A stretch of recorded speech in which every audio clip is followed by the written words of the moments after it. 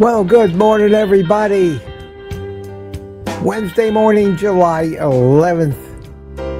Welcome to Morning Coffee with Mitch. And as usual, my friends, drink it if you got it.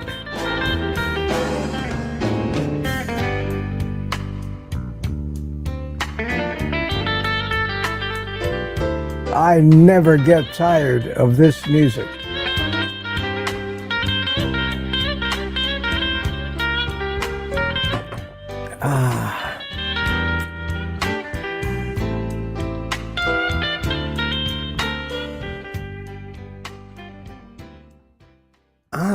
Not a bad fade out with my right hand. Slowly but surely, I guess that's the way it's going to be. I wish it would be much faster, but surely, but it's not. It's not. And stroke recovery still dominates almost every waking minute. How are you all this morning? Here you come. 38 of you so far. I think, judging by the chat, the usual suspects are here. The hardcore. Good to see you guys. YouTube did it again. The earliest chat that I see in my feed is 7:19 a.m. this morning. They did away with everything from 4 or 5 o'clock yesterday afternoon until now. I still don't know why that happens. Maybe it's Wednesday. We'll see what happens next Wednesday. But Thomas, Target Prime Rib, hello Mitch, and the Misfits was the first one in yesterday. No, this morning. This morning at 7:19, followed by Smoothie. Good to see you. Mike Silly Sr.'s here. Francine Bourgeois is here. Good morning, Francine. Rick is here. Rick is number one in the chat. Sandy Bly says, should be running errands this morning. We'll miss you. We'll miss you, Sandy. Marcy Me is here. Good morning. She says, Lori. Seems like everybody has been worried that something may have happened to you. What happens when you don't show up for a couple of days? I can only imagine what everybody was wondering when I disappeared for a full week before, or more, before anybody heard from me or heard. Although Ellen spread the word. So people at least knew what happened to me. Aaron chimed in this morning. Good morning, Aaron. At 8:15. Tanya's here. Got my coffee and my Mitch mug and wearing my crown. Yeah, it's been a little bit of a race to the finish today. Peter, I'm looking at the current chat, is currently number 2. No.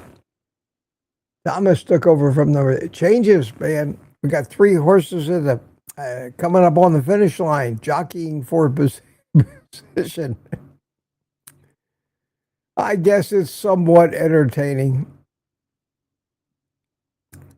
And let's see how we doing. 8:17 Kitchen Witch, Lori. There's Peter chimed in. See, Lori is ranked number 1 today. Well, if you don't like the rankings, Peter, just wait a minute. Lori says, who cares, Peter? We're all number 1. Yes, you are. Rick chimed in that Quack is back. And 8:23, 3 of you. Oh, here you, Jem chimed in. Good morning, Mitch and Misfits. I'll be listening as my birthday today and got to get stuff done. Happy birthday, Jem. Happy birthday to you. Good to see you. And Mama Bear's here with us. Aaron at 8:27. Claudia Burke chimed in at 8:28. Who else is new? Retired Rick's here. Hi, Rick. How you doing? Good to see you this morning. Kathy's here. Florida. Wishing Jem a happy birthday.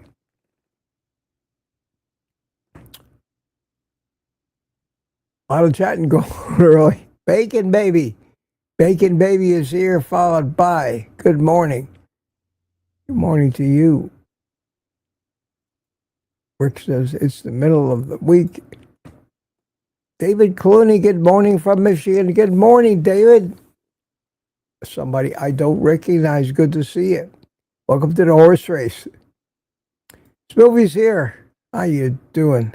Grand rising to all here today. Oh, Jesus. So a friend of mine this morning calls me and says, old drone friend of mine, and says, can I send, is it okay to send your phone number to an old other friend of mine? I said, sure. And then I said in the text, but tell him not to call because I am just about to start a live stream. Well, he called, of course. Oh, and now I've got messages and missed call notifications.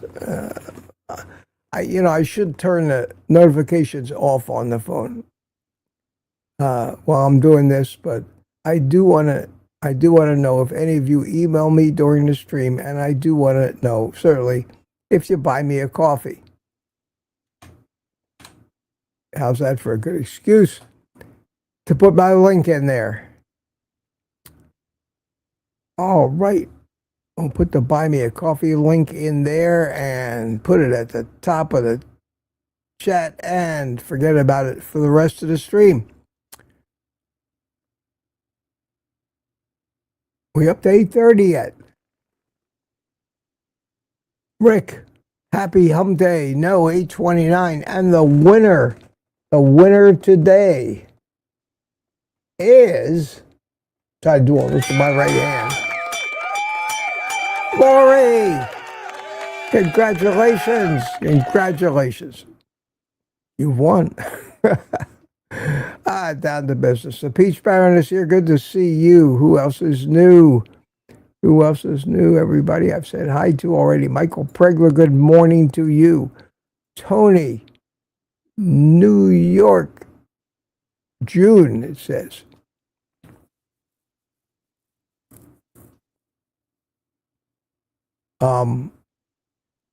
Is your name June or Tony, or are you just acknowledging the month?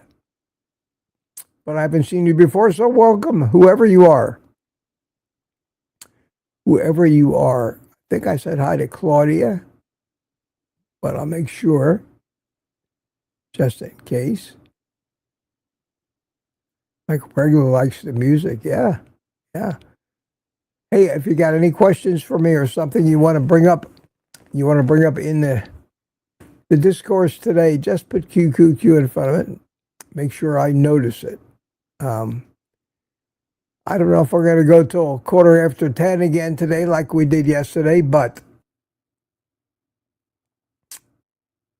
we'll see who shows up and how busy we get. I want to make a video this morning after this.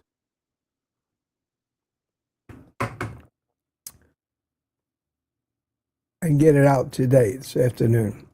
May or may not be able to do it. But I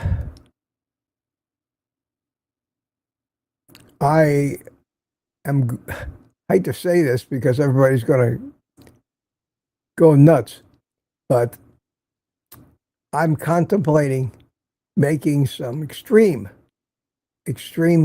changes to my daily routine and my eating regimens. I know that I keep saying, I'll never do that. This didn't work. The problem, there's so many opinions, and that's exactly what they are, even from the experts. They're only opinions.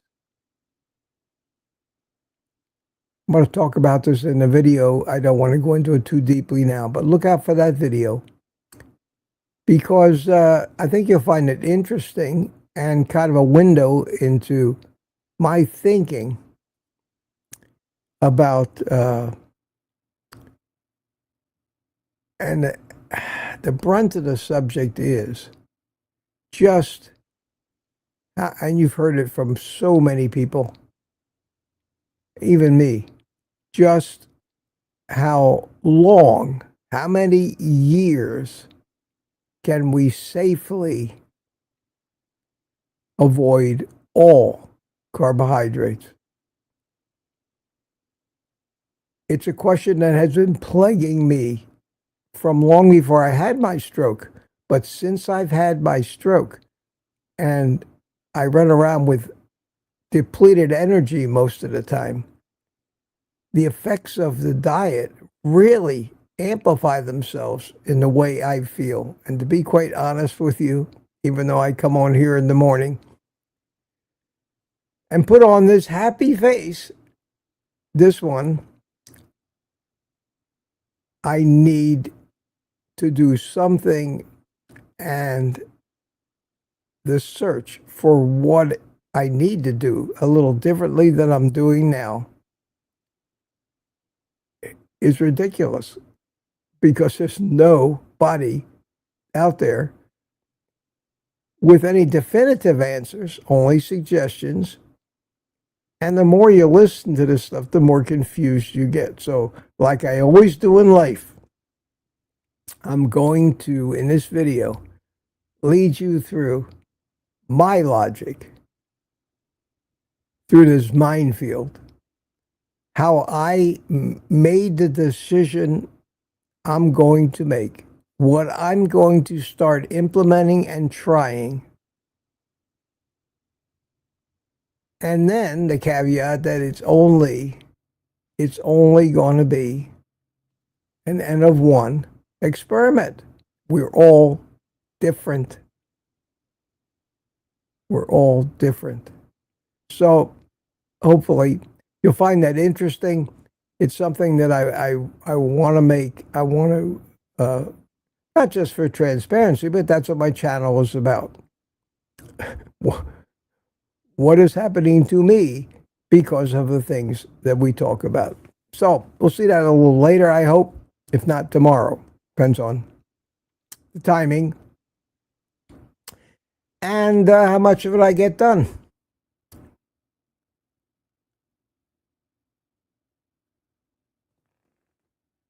Anybody? Yes, Life After Carbs. How you doing, Chris? Good to see you. Lady June is here from England. Good to see you. The Peach Baron is here. Melissa B is here. Hiya. How you doing, Melissa? And all the other usual subjects.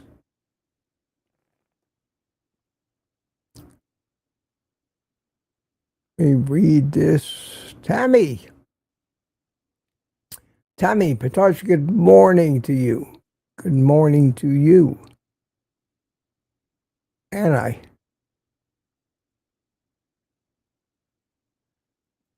Aaron says, sorry for your losses, Michael. I missed that. Flora, what did we lose? I got to go back. How could I have missed that? Oh, here we go. Michael Pregler, two of my good friends in the last 3 days have both lost their wives. Just buried one of my other best friends last week. This sucks. Wow, Michael. Well, they say it comes in threes. So. But wow, I know the feeling. I know the feeling. I have every lifelong friend I ever had is gone. And as you get older, if you manage to stay alive, it keeps happening until you have to try to make all new friends, like I have here. So everybody is saying, "Oh, Jem, happy birthday, happy birthday."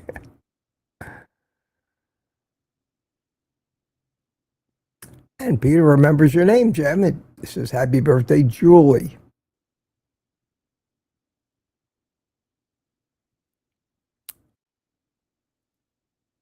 Lewis is with us. Hiya, Lewis. How you doing, my friend? Good to see you this morning. Good to see you this morning up there in New York.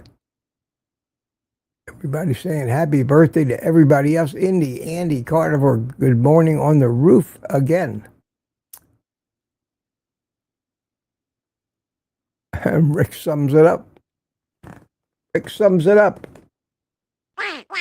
All the top quacks are here. I'll do that again. It's my abbreviated quack sound effect.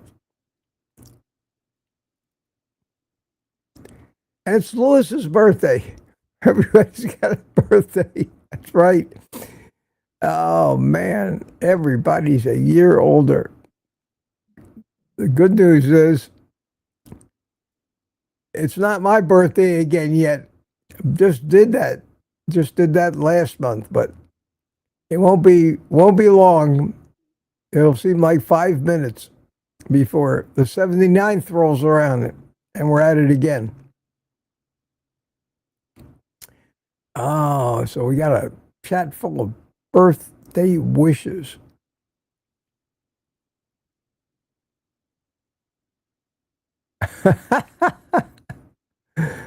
Thomas, I got a sense of humor. How did I get number one in this morning? My IQ or my sperm count? I hope not the latter. You planning on a family there, Thomas?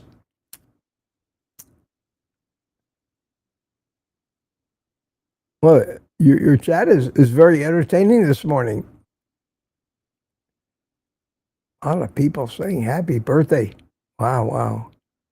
I still don't see any QQQs.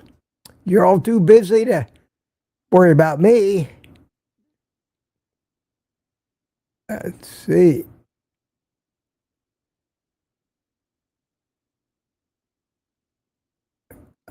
I'm to 8:39, so I'm only 10 minutes behind it. I'm trying to keep up this morning, so I don't run too long today so I can make that video. Hey, here we go.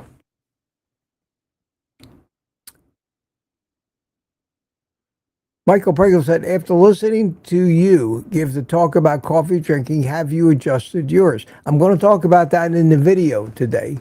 Obviously, I'm still drinking coffee. I'm not going to give it up. But I am going to make an adjustment in the amount of caffeine I drink, I think, and the amount of, and the timing of it. And how early I actually start. There are things that I really think are important. I'm going to talk about that in the video, and we'll see. All we can do is make our best guess, unless we want to go with the other extreme, and that is try to wire ourselves up to tubes and wires and monitor every aspect of our physiology 24 hours a day and try to live our life based on those numbers. And you all know I can't do that. I won't do that. I won't. I'm one of these, I trust evolutionary biology to have figured it out long before I got here. And the tweaks that I make will only be minor.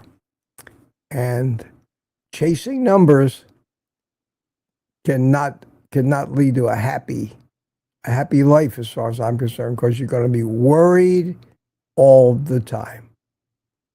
Going to be worried all the time. So I disagree with so many of the doctors on YouTube who want you to be their patient, come to their office, get your testing from them on a very regular basis, brag about their expertise in interpreting these results, and adjusting every minute detail of what you do, whether it's medication, diet, based on those numbers. If you like that kind of thing, maybe you can live that kind of life. I can't. What I have to do is I have to listen to all the noise out there. And for every bit of this kind of noise, there's the opposite that kind of noise. You get to the point where you don't know who to believe. I've always felt keep it as simple as possible, but we do have to do things. What food do we eat? How do we time it? Do we cook? Do we drink coffee?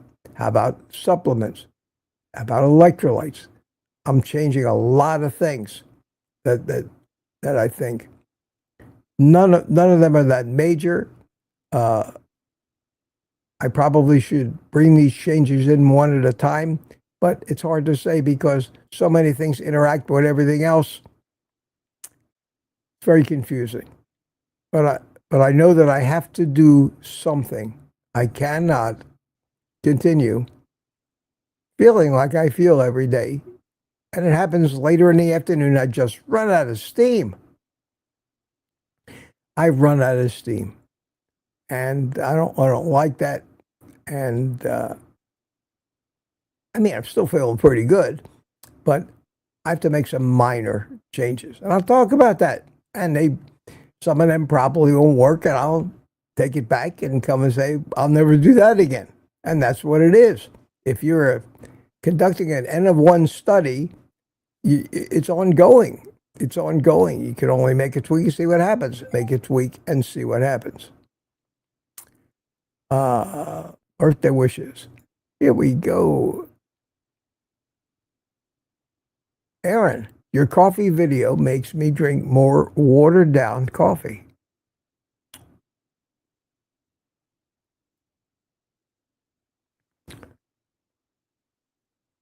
This is my coffee.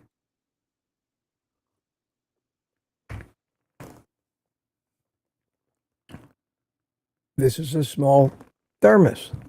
Because what I did, Aaron, is exactly what you just said. I made two.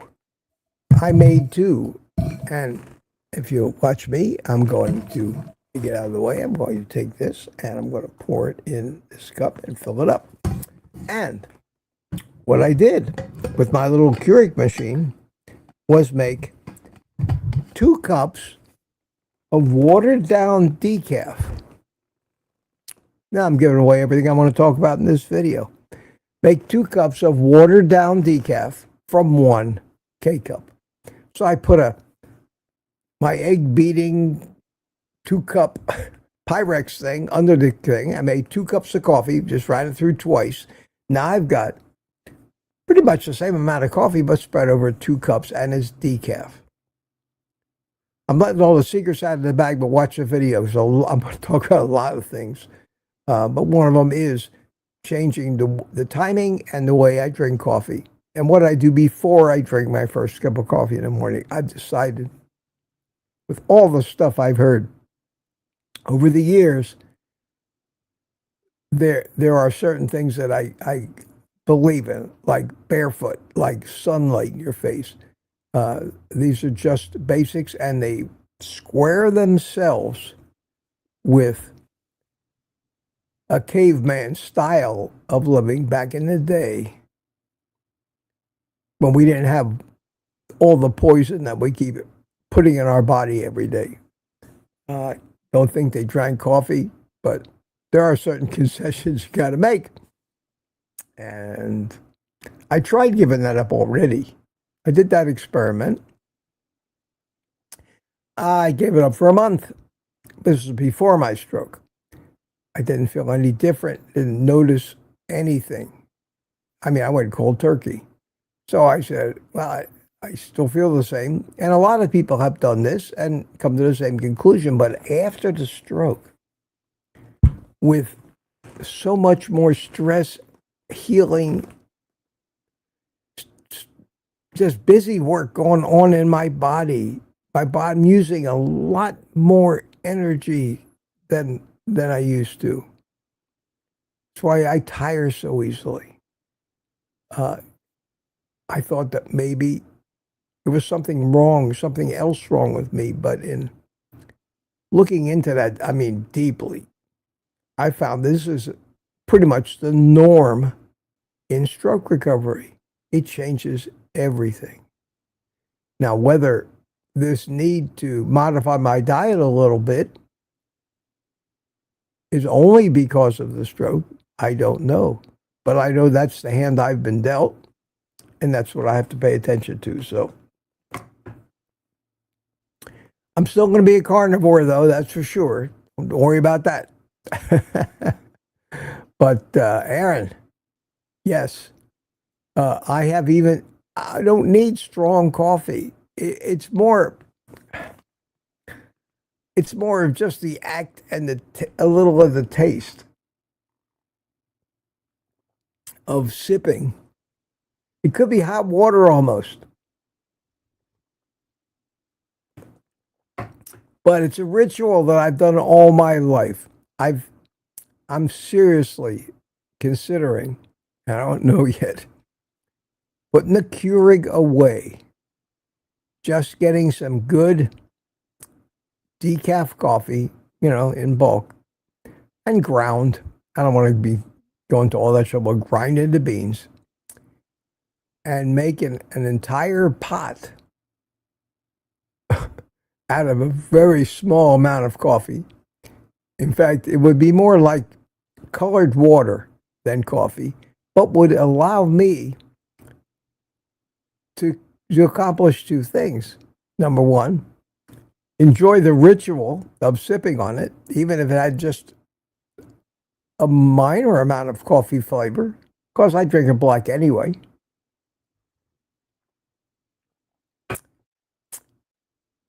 And would help me stay hydrated, that's for sure. So I'll talk about that later. I don't want to talk about all of it here on the live stream. Question, Mitch, what's your take on dairy and a carnivore diet? Do you want to conclude it? Bacon, baby. Tune in this afternoon or tomorrow and watch my video. I talk about all of those things that I've been struggling with, trying out, implementing, doing away with, implementing again. They have so many far-reaching ramifications as far as addiction goes and everything else, weight gain. So I'll talk about that. In the video.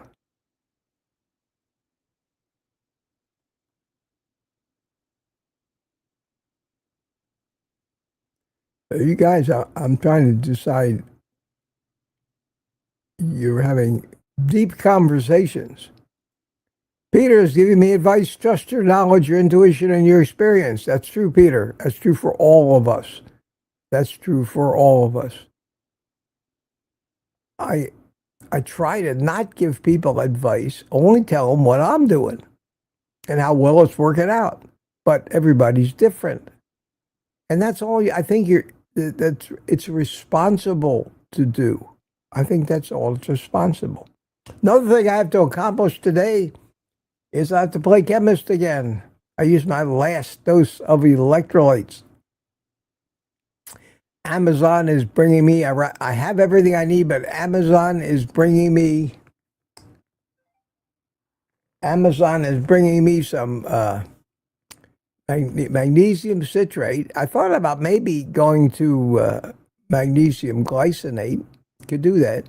But I kind of like magnesium citrate for its mild laxative effects. Some of you, that wouldn't work. So I'm going to be mixing up another 100 doses of that without trying to do it in front of a camera and explain it to everybody. It will take me about 4 minutes, maybe 5, to actually do it. It is so easy to do once you understand the principles of the math and how to figure the proper dose. Another thing I'm going to do, I'm going to raise the amount of potassium in my mix from 500 to 1,000 milligrams. I've been getting mild, not bad, but a little bit of cramping in my legs at night. And usually that indicates electrolytes. You're short of electrolytes. It may be that it's electrolytes. So I'm going to up the dose of potassium to 1,000, leave magnesium at 400, and leave the sodium at 500 and some, and see if that helps. That's all we can do, since we're all so different. The reason I'm not worried about the potassium is that's why I used to take Berg's electrolyte. Dr. Berg's he was the only one that had 1,000 milligrams of potassium, but the RDA for potassium is 4,000 milligrams, 4 grams a day. Potassium, a strip of bacon, of Wright's bacon, has 80 some milligrams. Even heavy whipping cream has potassium. But I think that we still need to supplement, and I don't think very many of us get that 4,000 milligrams a day. So I am going to go up to 1,000. It sounds like a lot, but it's only 1/4 of the recommended daily allowance, and who knows if those numbers are actually meaningful either. That's the problem. What's normal? Normal for who? Normal for a 400-pound diabetic? Wow.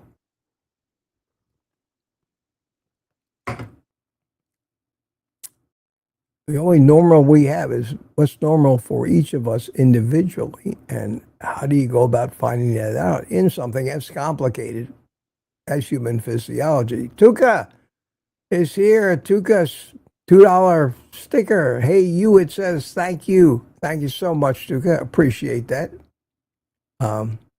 Charles Santa Claus says, good morning.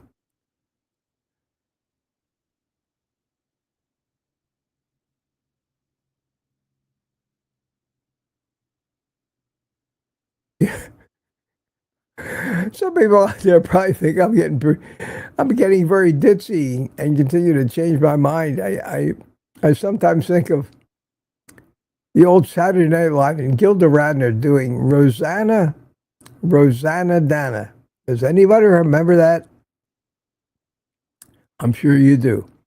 Rosanna Dana. She would go on and she would rant about something, and then she would discover that she was wrong, and then she'd go, never mind. Well, I feel like that sometimes. I'll make a video or talk about a live stream about what I feel about ice cream, what I feel about coffee, what I feel about this, and everybody thinks I'm firm in that. What I think about carnivore itself. I am not firm in anything. I am not married. This is an important way to be in this world. I am not vested. I have nothing vested in anything I believe, whether it's politics, religion, diet, whatever. I believe what I believe because a lifetime has proven that that's correct. But if something comes along, irrefutable, and usually that's from first-hand knowledge, because second-hand knowledge, how do you know what to believe? But something that happens to you, you pretty much you're the witness, you were there. Something comes along and says to me, you're wrong. It's a learning experience, and whatever view I strongly held before, I will say, I used to think this until I found out this other thing. And the first thing I'll do is announce it to everybody that I've told the other thing to. And that's if I'm convinced that it's right. So that's what my YouTube channel is about. And I'm not fickle. I try not to appear fickle. I'm an ongoing experiment. We all are an N of one. Now, since we're all humans, most of the things we do apply to most other humans. So in that respect, there are people who may get clues about what to do from me. But I make these videos like I'm going to make today whenever I thought what I was doing was working perfectly, but evidently it's not. I need to change some things. Now, the problem with making changes, if you change too many things at one time, you have no idea which one of those changes was valid. And maybe another one of those changes made things worse and counterbalanced the one thing that you had right. So I have to make these changes gradually and implement them one at a time. And that's just a long, drawn-out process, but the only way, scientifically, to find out what works and what isn't. And that's what a scientific study is. Change one thing among controlled groups and see which group does better. That's a controlled study. You can't change two things. If you change two things, you don't know which one was the thing that made the difference. That's the problem with all of our studies. There are things people do outside of the studies that aren't part of the study. I'll give you an example. Harvard came out with a study that says red meat causes diabetes. I mean, seriously, you can't make this up.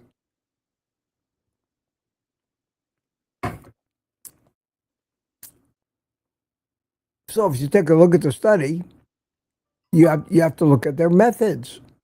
And their methods are,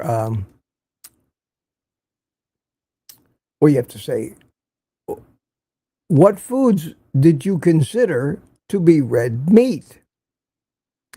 So the deeper you looked into that study, you found out it was not a study like a laboratory thing. It was a survey, epidemiological study, a survey. They asked people, when's the last time you ate a hamburger? How many hamburgers do you normally eat? Well, people go to McDonald's. They go to Burger King.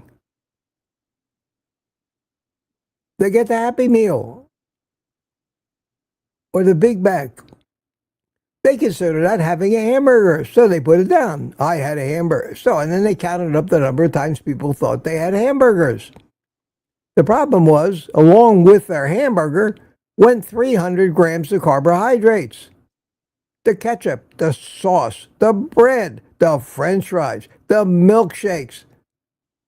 But Harvard counted that as a red meat diet. That study is bogus. It cannot be believed because they don't even know what constituted the hamburger. What they called the whole thing and categorized that person as a red meat eater. Well, I got news for you. You eat all that bread, sauce, ketchup, French fries, you will become a diabetic. So they concluded brilliantly that people that eat red meat get diabetes and forgot about all the crap they eat along with the red meat. That's not a study. That's propaganda. Propaganda. They call these other factors confounders. If there's a confounder in a study, it's an invalid study. Sorry. That's the kind of information we get these days. And it's all about who needs to make more money by feeding us this crap. It's fraud and corruption, but it keeps coming. And when it comes from Harvard or Tufts, they ought to be ashamed of themselves. You think they're not smart enough to know what they're doing? So I have to try to go about this and not fall into those traps. I can't change everything at once, but I'm going to talk about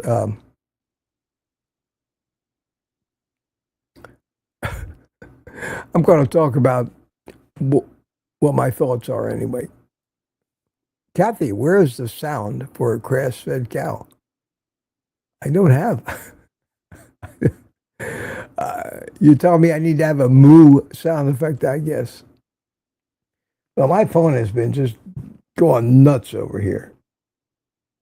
Let me see if there's anything that I need to pay attention to.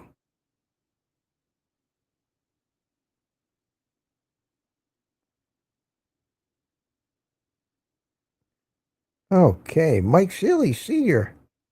bought me 5 coffees. Thank you, Mike. Thank you. And the message is, thanks, Mitch, for all your help. 15 months on Carnivore. Thanks to you, Michael. Thank you so much. Thank you so much. The rest of these messages are fraud and sales pitches. After time for a sale, LA is still there. Yeah, it is. It is. Doesn't that make you sad? It doesn't make me angry. It makes me sad. I won't get into that. I'll be here all day. Rick says coffee is a must for me, but I'm switching to decaf. Yeah, I get just as much satisfaction out of drinking a cup of watered down decaf than I do from some real strong cup of caffeinated coffee or espresso. I have to, that's one of the first things I'm going to do, just to see if it makes a difference. Because since I've had my stroke,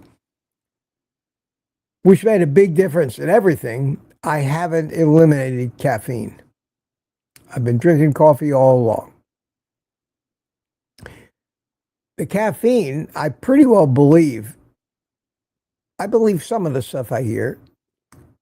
Oh God, here I go again. Tune into the video and you'll hear all my reasoning. Wow, somebody's got a big question. Francine, Mitch, do you still do some grounding and sun in the morning? I managed to do that 2-3 days a week, get out there and do that. Yeah, I do, but not as often as I used to. Not as often as I used to. It's just a lot more work to get out there. Get the walker, got to get it through the door. I got to keep my shoes on. I'm not really comfortable walking around bare feet anywhere for fear of just the support that I get from the shoes at this stage of my recovery.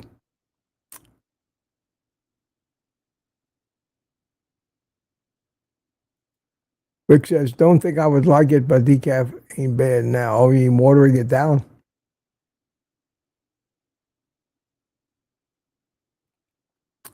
And like Peter says, he drinks a cup of fatty coffee per day with a post of butter, some big green spot. Well, some people just are not really coffee drinkers, because real coffee drinkers don't drink bulletproof coffee and things. They drink black coffee. I mean, that's a purist, I guess. Coffee, just as Starbucks, is just a vehicle for most people to feed their sugar addiction, because that's all the Starbucks drinks are.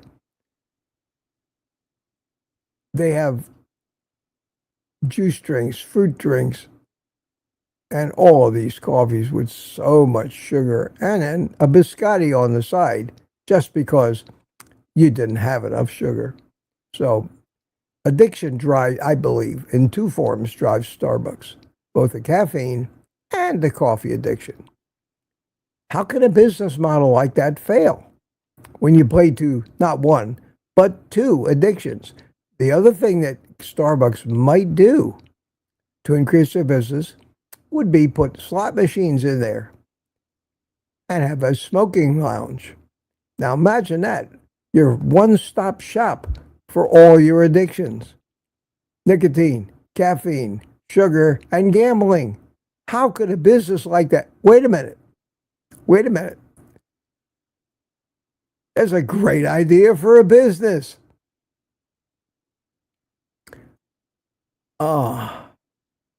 Think about it. How could that business fail? It just plays to everybody's addiction. And a liquor store. Put a liquor store in there too. Sam's Club, Costco has. Not only do those places, are they pushers of every variety of sugar known to man, but let's get the alcohol and tobacco, they sell that too. So it seems like the biggest businesses these days are the ones that operate under the addiction model. Certainly the food companies do. And the retailers just got it all going on. Amazing. Does anybody not notice what they're doing to us?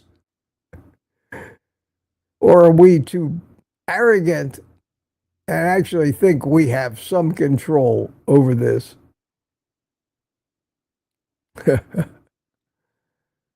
Well, I'm not a half hour behind. I'm trying to get through this. Looking for the questions. What do we got? 95 people here. That seems to settle in. This poor little morning live stream of mine has got an average of 100 people that come in while it's live and gets, yesterday, I think it was 700-800 views total with the replays. It's not going to make me a star, but I enjoy it. And whatever it does, it's good enough. Helps me with a reason to get out of bed in the morning and continue to improve and do my best.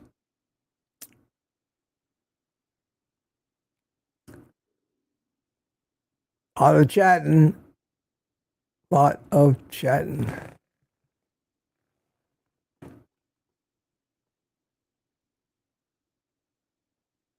Talking about aliens. Let's get past that. Sharon McCabe, somebody new. Hi, Sharon. Good morning to you, too. Good to see you. She likes sweet coffee, too, and I grind my coffee beans. You know, I went through that particular... Wow. And thank you again, Francine, for the coffee warmer. That thing is a godsend. I went through that coffee purist stage with the French press, grinding only the best beans.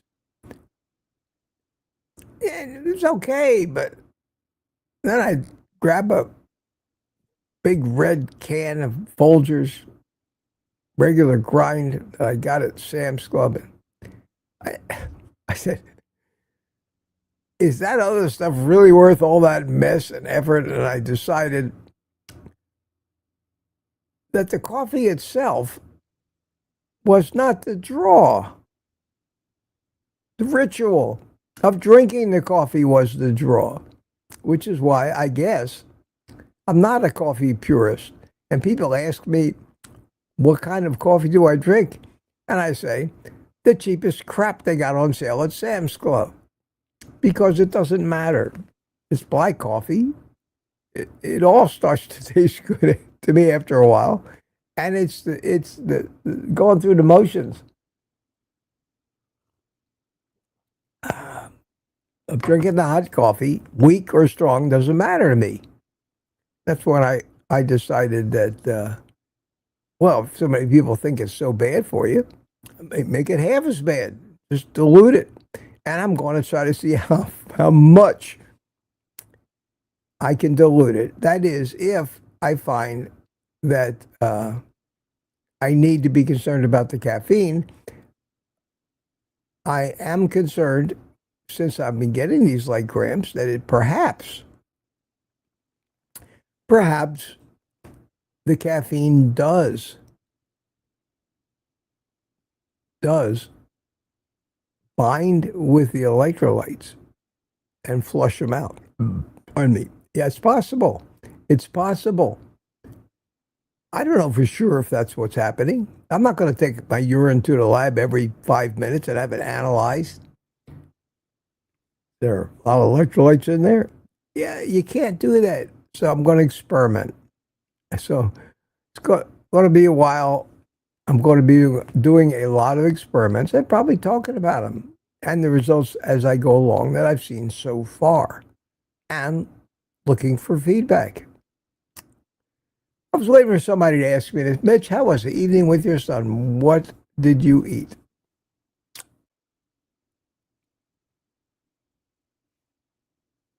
My son got sick. And I got a text. Hey, Pop, I got something incubating in me. Maybe we should put this off till next week. I replied, better safe than sorry. And then I put in a text, how can it be that a 78-year-old stroke victim is the healthiest person in our entire family? Because everybody in my family is always sick with something. And me, I hate to jinx it, but I just,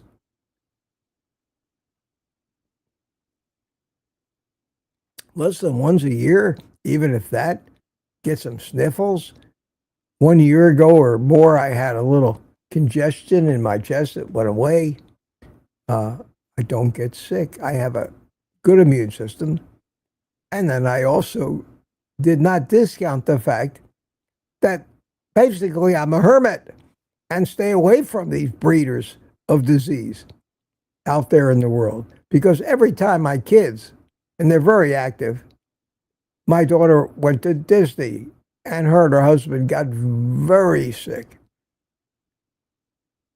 You come in contact with all these people that are so unhealthy and getting more unhealthy every day. You don't stand a chance out there.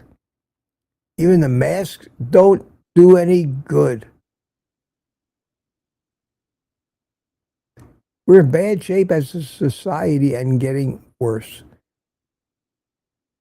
Go to the emergency room, you're more likely to get sick from something that you picked up in the waiting room where you sit for 5 hours than the thing that actually brought you there in the first place, which may go away on its own while you're waiting for some attention. The only way I found to get any attention in an emergency room is to be taken in there by ambulance in dire straits with a life-threatening condition like a stroke or a heart attack. Then they pay attention to you because that's what they're there for. They're not there when somebody gets the sniffles. That's not their job. Their job is triage. Their job is trauma treatment. Somebody's bleeding to death. Plug them up. Sew them up. But people abuse the emergency room because there's nowhere else for them to go. They can't see their doctor until 5 months down the road because they have that burning question. The burning question they have to ask them. Doc, is involved to write for me. I mean, how do we live? How do we live not knowing those things? Or we think we had a side effect from a drug he prescribed, and we're told every day, tell your doctor immediately if you have this or that, or your anus falls off. That's important. Your doctor needs to know. Well, you try to tell your doctor. Try to get in touch with him. For God's sake, I get treatment at the VA. I have to talk to somebody to schedule even a phone call with my nurse practitioner. That's how absurd it is. They really have plugged themselves, this medical community, into every aspect of our lives. I'm fighting like hell to stay away from them, which is one of the reasons why I don't want to keep getting test after test after test after test. We ought got to have our priorities and take our chances. Talking about red moons. Ellen Wheeler, good morning. Carnivore friends, good morning to you. And Mark Yost is here. Good morning, Mitch. Beautiful morning in Tampa, Florida. So far, they're talking about thunderstorms today, but it's beautiful over here. It's beautiful over here. Yesterday, people saw I actually had a rocket launch right in the middle of my stream, and I found it on YouTube real quick and played the booster landing for y'all. That was something. That was something.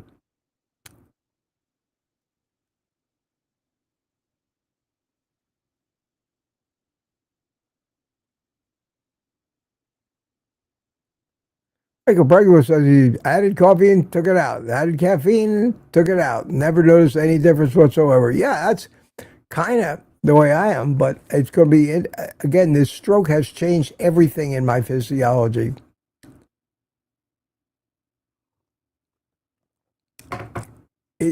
Everything is different because of what's going on in my body. This stroke recovery is all consuming.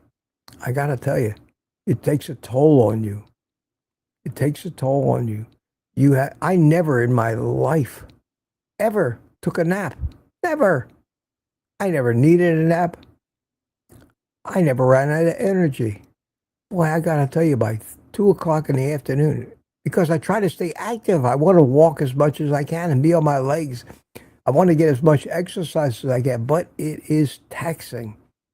And I found myself lately at 2:30. I lay down on the couch for an hour, and that helps. But in this state that I am now, it may be that the coffee is having a profound effect. The caffeine indeed is doing what everybody says it can do. I won't know until I experiment. Too many variables that you can't understand how it's going to affect things because this guy said this and that guy says that. For God's sakes, we got a guy telling us to eat about 500 grams of sugar a day. I don't care how sick and stupid it is. Somebody out there is preaching it. That's for sure.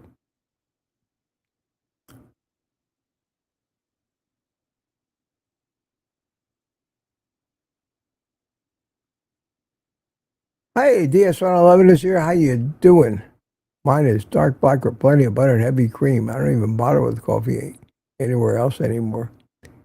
Each one of us is an N of one. And you know what that means by now. N of one. It means a study with one participant.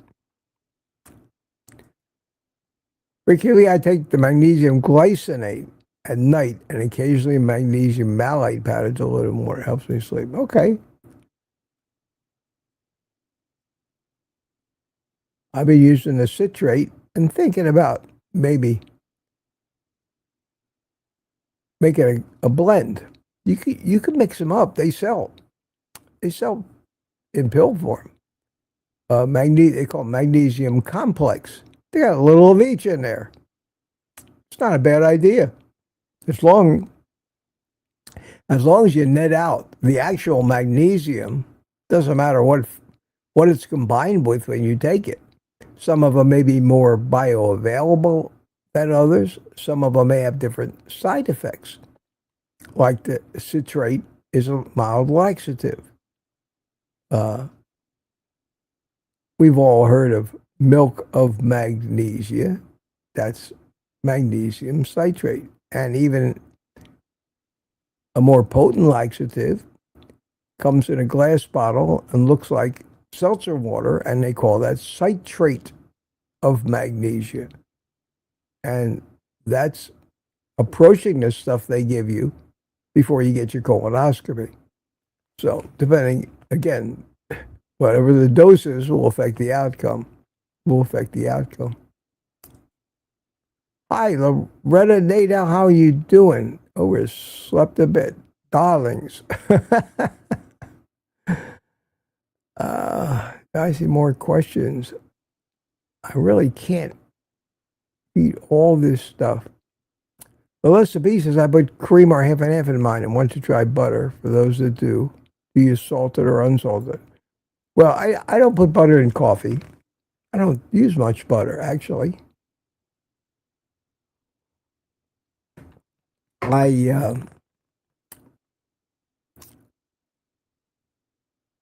use butter in cooking, primarily. I'm not one of these guys who can just chomp down on a stick of butter like so many people do, or just eat raw butter as butter. I just don't do that.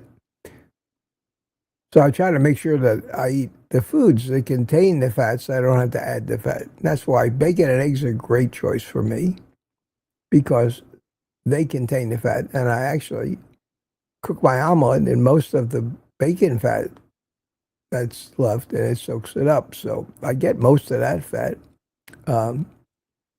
Kiltz keeps telling you to eat raw fat. I'm sorry. Just can't do that. I can't. It grosses me out. Ricky Lisa says, I haven't taken potassium and like that. Man, maybe you get enough of it from your food, Ricky. As long as you're not having symptoms of low potassium, you're fine. We shouldn't have to take supplements. Honest.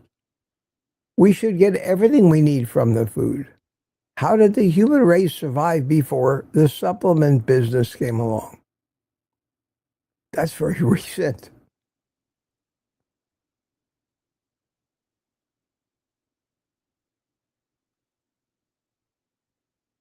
Tanya likes salted butter. Inquiring minds want to know. Claudia Burkick, I use salted butter and blend it. It's creamy. Here is a question. Kathy, doesn't your electrolyte need increase if you are drinking more water and peeing it out? Well, it depends.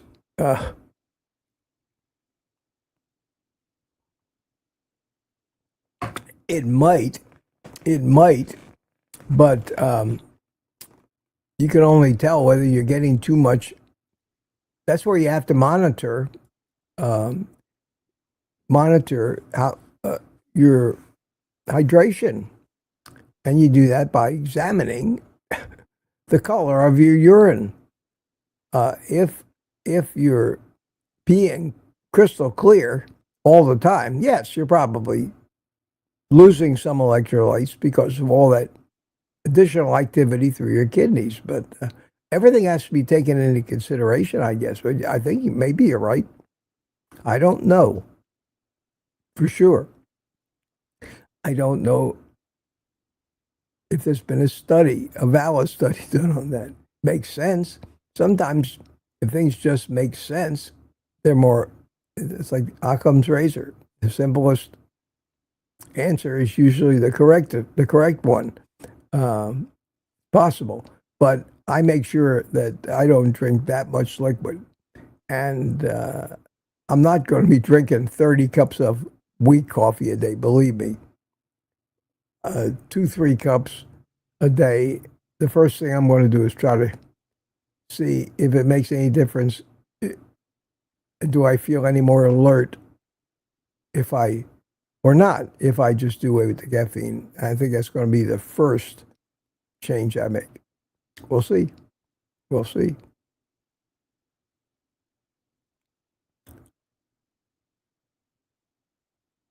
What time am I? 9 o'clock. Up. Officially 1/2 an hour behind in the chat. I need to start speeding up because it is 9:35. Sharon McCabe. Question, Mitch. I remember that you were coughing in December, January. Do you think you threw a clot? Also, please give it. Nah, I don't think cough. I never coughed. Please give up the pork rinds. I don't know, especially. Well, I don't eat enough of them anymore to make that much of a difference. So, I'm not worried about the pork rinds. Honest, I don't worry about those. And I don't. Whatever cough I had back in, I don't remember. It was so inconsequential. I don't even remember it. But no, I don't think that had anything to do with my stroke. And if it did, nothing I could do about it anyway. Tuka, how you doing? Touramere Carnivore, how are you, boss? I'm fine. I'm fine, Tuka. I used to say if I was any better, it'd be illegal, but so I'm not quite that good these days. Anybody that tells you, and I had a mild to moderate stroke. I can't imagine what these people who have a devastating, debilitating stroke go through. They're done. Even a stroke like I had, for so many people, they never recover from it because they don't want to. They're depressed. It's a good thing I'm a fighter. Deborah, sorry to hear that. My husband is a type 1 diabetic and not cooperating with me on carnivore at all. Well, you lead a horse to water, you know what they say. And type 1 diabetes is a whole different thing than type 2. A whole different thing. There are people who say they shouldn't even call both of those diseases diabetes. They should call type 1 something else because it's so different when you can't make insulin. Most people who are type 1 diabetics have a lot of trouble putting on weight.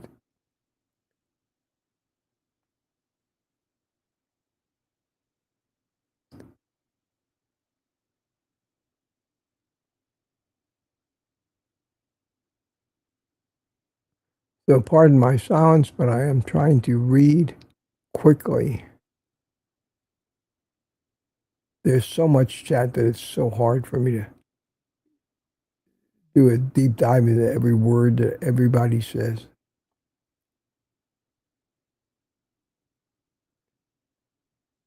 But it's great. It's great to see all.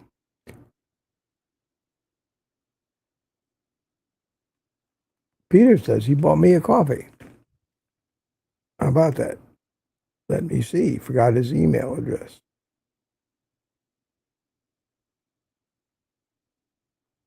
Did it show up? No, Peter, it didn't show up. So thank you. I appreciate the effort, but I don't see it. I don't see it showing up yet. They probably didn't know what. Well, I check it out. Let me know if they took your money. Then we need to follow up on it. And thank you for the thought. Very nice of you.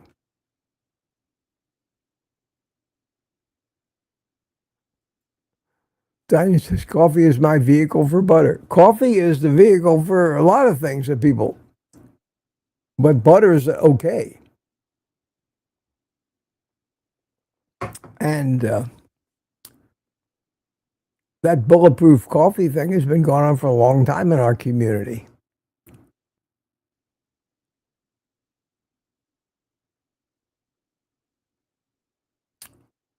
Oh, let's see, let's see.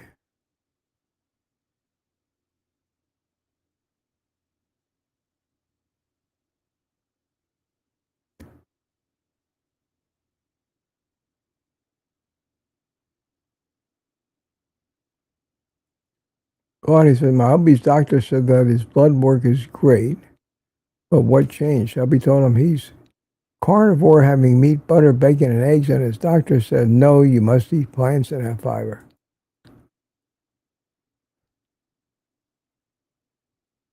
Don't believe your lying eyes. Believe me. How can they be that naive when they see actual real proof that somebody is getting better and then tell them that what they're doing is killing them? How do we pay these people?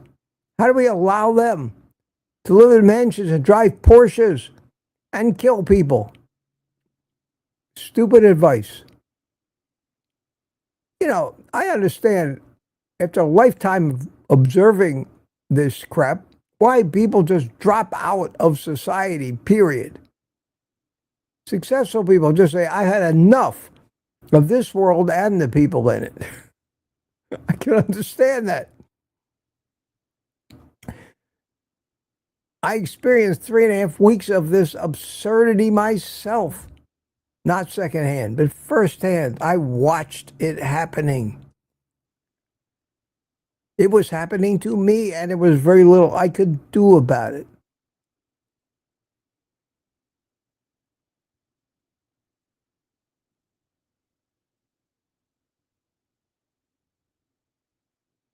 DS-111 says, Corey, you also should make the doctor sit down and he should do talking. Yeah, forget that. They are too arrogant, egomaniacs, these doctors. They think they know it all because somebody taught them this. Some Adventist taught them about nutrition for 10 minutes in medical school all those years ago. Who are you to think you can question me? The arrogance of these people is unbelievable.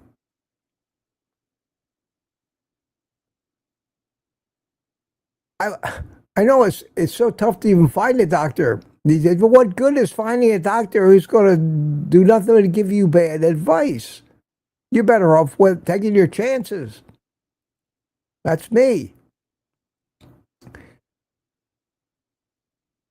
I can't keep a straight face with these people. I want to go off on them when they start this. That's why my VA nurse practitioner knows me. She knows better than to give me stupid advice. So she doesn't. She listens.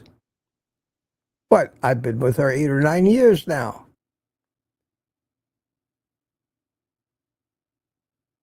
And I could be wrong. I could still be wrong about everything. I'm not that arrogant. But I keep searching for more and more truth in all of this. So many of the things that we need to know, nobody has figured out yet. Nobody has discovered it yet. It's too complicated. We're still just guessing at so much of human physiology.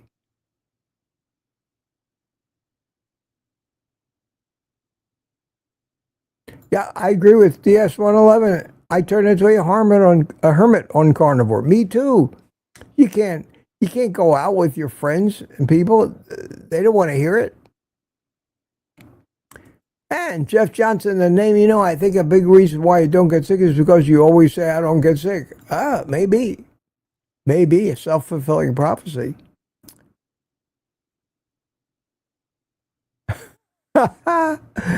And Swoomy says something, probably something Disney does to get people to say, yeah, they throw you in with 50,000 other people and feed you sugar and crap and charge you enormous money for it. I used to go to Disney and I got so tired of it. But the prices are enormous and it doesn't stop people. they spend thousands of dollars for 2 or 3 days. It's crazy. You should see the Orlando International Airport. It's a zoo.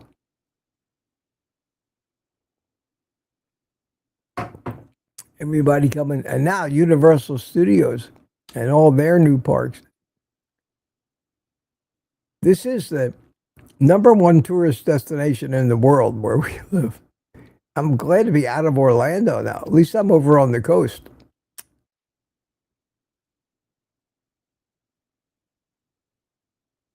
Michael Pregler says, Claudia, I got kicked out of one cardiologist office because of eating meat.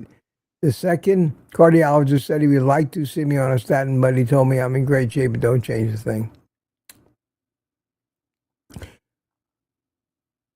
Let me ask you. So here's a cardiologist that says you're in great shape, but I'd like to see you on a statin. Why? Why? Why would he like to see you on a statin? I'd ask him, why do you want me to be on a statin? Why? Give me a scientific reason. Show me some evidence that backs it up that you want me on a statin. I'll show you evidence and scientific fact that shows that statin side effects are very harmful. And to want somebody to be on a statin when they don't need it for anything in particular is folly. It's brainwashing. You, doc, are a fool. I'm done with you. And I would walk out on a guy like that. Why would you want to? I have fired every doctor I've ever known. All the doctors that I got in the hospital that all gave me their cards and all wanted me to make an appointment when I got to the hospital so they could continue to follow up this shit. You think I made an appointment with any of them? I threw those business cards in the trash can and said, if I never see you again, you're an idiot. It's too soon. Some of the doctors just didn't even want to talk to me anymore. And I understand why. Because I would quiz them. Why? Why, doc? Why do I need this? They had me on a beta blocker for no reason. Why am I on a beta blocker? Nobody could give me an answer. The best answer they came up with was, well, you had it when you got here.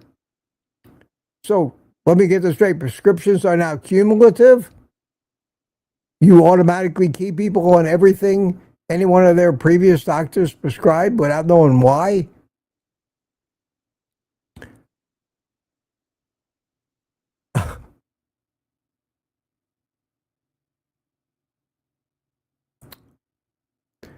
It boggles the mind.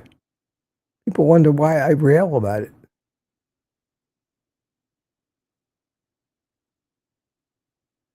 What time am I up to? 9:28. Oh, I'm still behind. All right, I got to get through with this because I have things I need to do today. It looks like more likely that video will come out tomorrow. So I have so much to do to mix my electrolytes and all kinds of other things around here. So count on that little video about me and my changes tomorrow. I have implemented one of those changes so far, and that is in the coffee department, because I need to see if the caffeine is affecting me in a few ways, whether it is causing me to be basically low on electrolytes, hence the mild leg cramps at night, the feeling of brain fog or sharpness. I need to know if that's coming from caffeine, because caffeine is a stimulant. So that's the first thing I need to find out. There's a lot of things I have to come to terms with as far as the future of me and how strict I do this carnivore diet and what, if any, carbs I let in and how I change my eating schedule, if at all, how many meals a day I eat, if at all. So I can't do all that at once, but I have been considering so many of these things, as you know, for long before I had the stroke. And that's what I do.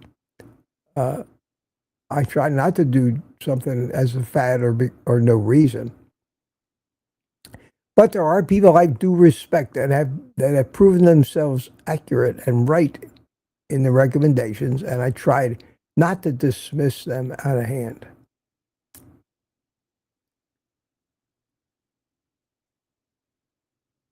If I hadn't had the stroke, I probably would not be doing or considering the things I'm considering now. And no, I'm not going to become Paul Saladino and gorge myself on hundreds of grams of sugar from fruit every day. I'm truly convinced that fructose is one of the worst things we could eat. And the only time we were really meant to eat it was in survival situations when fruit was in season. And we didn't have that stuff long enough to do damage we couldn't recover from because the liver heals fast. They say that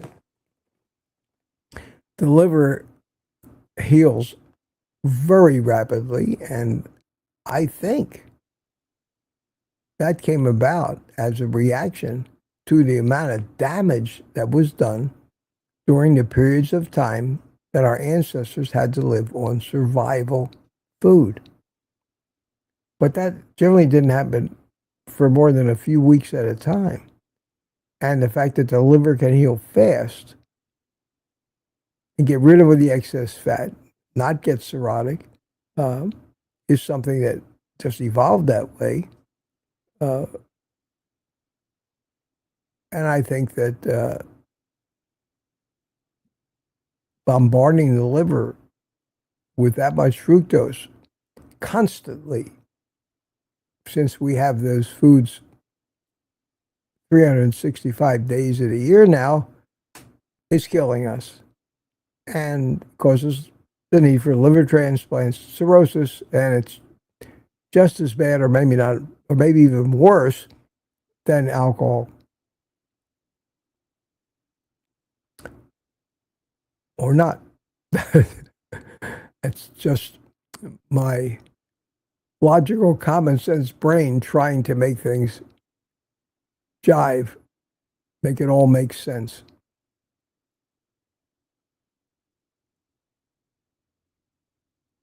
Wow, I think we're breaking records today with the number of entries in the chat. My God.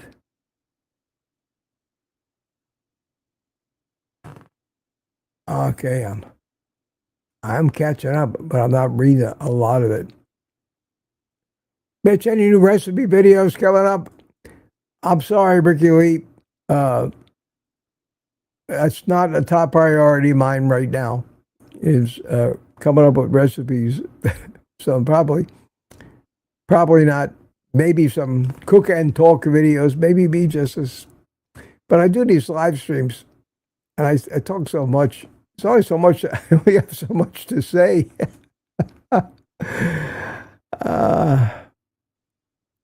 Gemmet says, fructose equals sugar. No, Gemmet. No, Gem. Fructose doesn't equal sugar. Sugar equals fructose. Fructose is a different kind of sugar. The body handles it completely different than glucose, which is what we normally consider. It is a sugar. It is a sugar, but it does not make your blood sugar go up. So, yes, it's a sugar.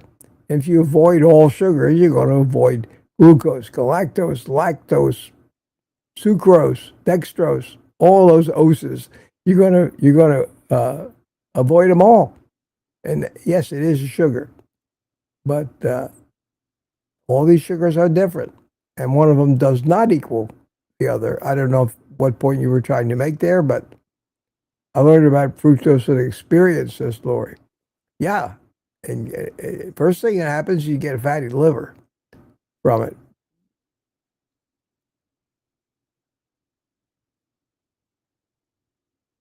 Okay.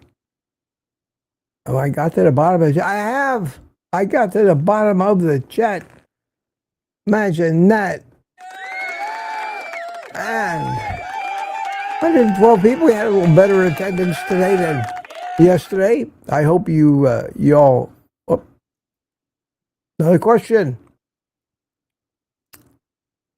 MP, have you been following all of what's happening to the farmers? See Cowgirl of the Year charge? No, I haven't. I haven't. I'm not surprised. I'm not surprised, but I haven't been following that. I don't follow much of anything because I try to avoid watching news at all. And I've kind of turned my focus completely inward to me and to my efforts here on YouTube and to the carnivore community. I'm sure they're only figuring up more and more destructive ways to interrupt the food supply. And unfortunately, I think that they're doing it faster than we can fix things because everybody knows we're all crazy. We're all crazy. So my friends, Rick's busy talking about an old Cisco 3750 switch. I know what that is. At least I know, Rick. Got some company here.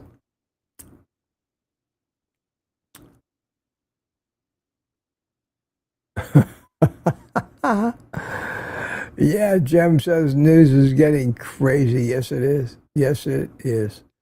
All right, my friends. I'll play a little happy music for you. You can say goodbye for today. I will be back on Friday, and I'll probably release that video, which is not going to be an easy one to make because there's a lot of things I'm considering. Release it tomorrow because I have no live stream tomorrow, but there is a private community live stream tomorrow night. So for those of you in the private community, I will see you tomorrow night at 7. Everybody else, Friday morning at 8:30. Thanks for coming. Thanks, everybody, and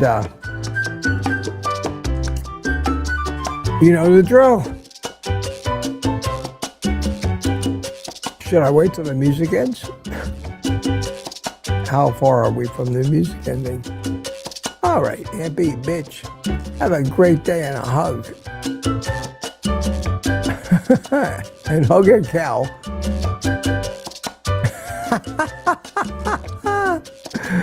Oh, me. Lori saying goodbye. Bacon Baby saying goodbye. Rick ended up number 2 on the leaderboard today. Talking about his router. Smoothie, have a superstar day today, everyone. Jim says bye, Mitch and Mitch Fitz.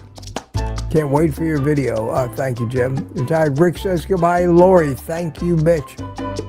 Rick Healy, have a steak day, everyone. Don't forget Saturday, nationwide podcast. Stay strapped. So with that, my friends, with that, I will tell you to take the rest of the day off and eat meat.